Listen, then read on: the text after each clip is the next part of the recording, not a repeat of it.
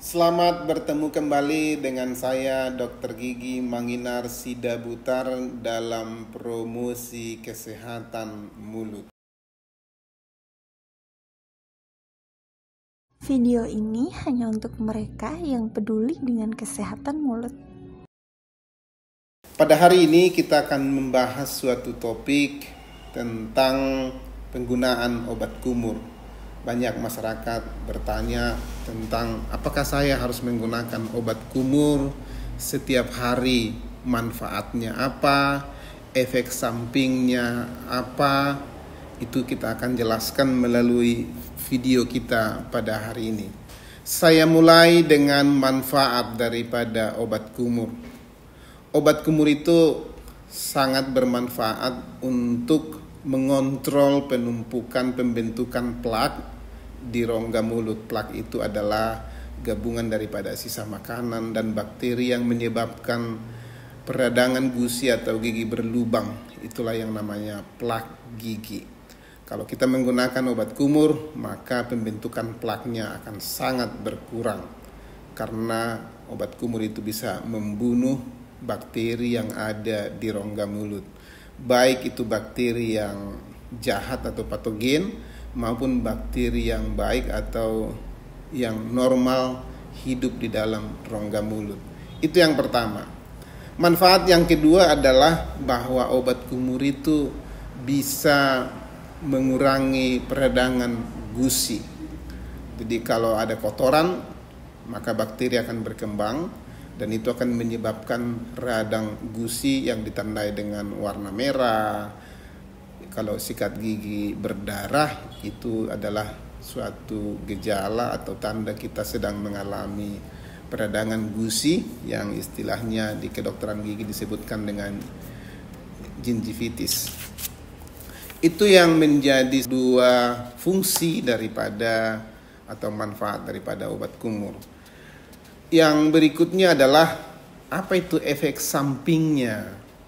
Efek samping daripada obat kumur itu ada banyak, tetapi hasil penelitian terakhir yang masih harus diteliti lebih jauh bahwa penggunaan obat kumur yang terus-menerus setiap hari itu sangat berkaitan erat dengan penyakit diabetes atau penyakit gula. Bagaimana mekanismenya orang menggunakan obat kumur kok bisa jadi diabetes?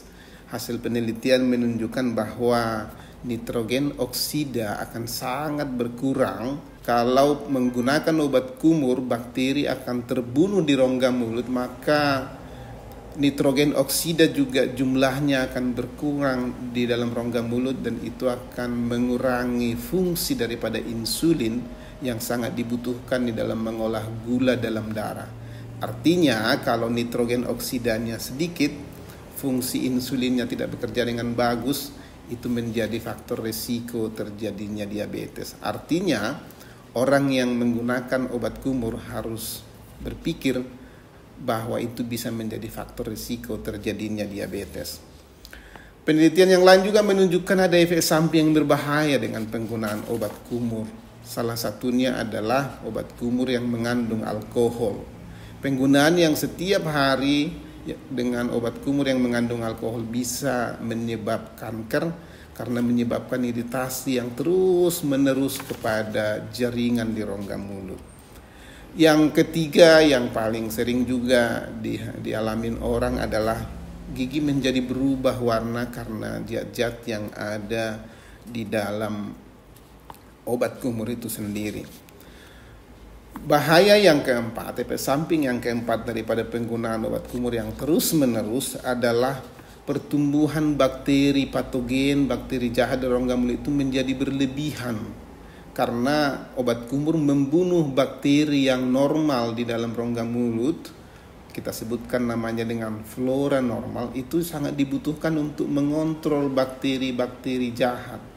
Jadi dalam mulut kita itu ada dua bakteri yang normal, flora normal, tapi ada juga bakteri yang jahat atau patogen. Mereka berdua hidup berdampingan dan saling mengontrol. Kalau mati satu, maka yang lainnya akan berkembang dengan cepat. Artinya kalau flora normal, bakteri yang baik itu dibunuh, maka bakteri patogen akan berkembang dengan sangat baik. Sehingga harusnya dua-duanya mereka harus hidup berdampingan dan saling mengontrol. Itu efek samping daripada obat kumur yang tadi. Kita sudah membahas tentang manfaat efek samping, tapi saya harus menjelaskan di obat kumur itu ada zat kimia apa yang terkandung dalam obat kumur. Yang paling banyak digunakan di dunia ini adalah obat kumur yang mengandung klorheksidin. Ada juga kalau kita sering dengar namanya povidone iodin atau yang disebut dengan betadine kumur. Ada juga yang mengandung essential oil atau kita sebutkan dengan nama pasarannya. Oh, itu ada obat kumur yang namanya Listerine, ada banyak nama dagang dari berbagai macam obat kumur yang tersedia di pasar. Para pendengar, pemirsa dimanapun berada bisa melihat kandungannya apa. Tapi saya akan merekomendasikan penggunaan obat kumur yang mengandung essential oil yang bukan bahan kimia, terbuat dari alam saja, yang essential oil. Yang berikutnya adalah pertanyaan, kalau begitu apakah setiap orang perlu menggunakan obat kumur? Saya akan mengatakan sebagai seorang dokter gigi, tidak semua orang harus menggunakan obat kumur setiap hari. Karena obat kumur itu hanya diperuntukkan bagi orang-orang tertentu. Siapa itu orang-orang tertentu? Yang pertama adalah orang yang mempunyai kelainan mental. Kelainan mental dalam artian dia tidak bisa normal membersihkan rongga mulutnya. Ada orang yang IQ-nya kurang, atau kata lainnya ada yang idiot, atau secara IQ kurang, sehingga harus dibantu dengan penggunaan obat kumur.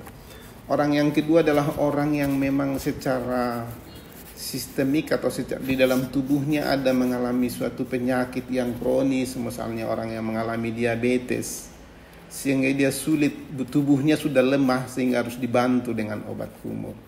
Atau juga orang yang menggunakan behel atau ortodontik.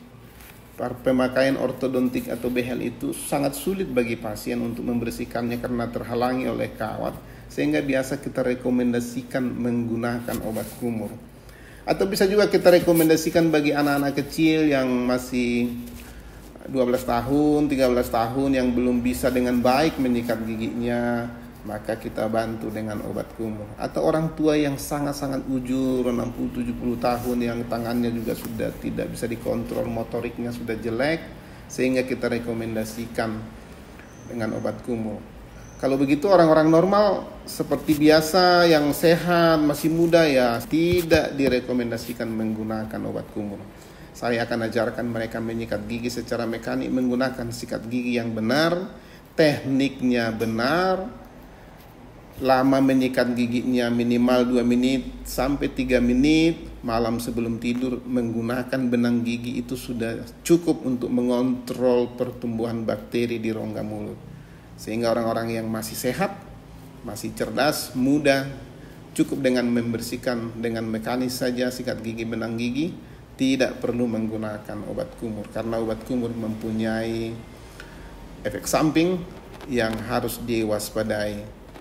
Saya pikir demikian video kita pada hari ini tentang penggunaan obat kumur. Bagi pemirsa yang mempunyai pertanyaan, boleh menuliskannya di kolom komentar di sebelah. Sekian dan sampai jumpa.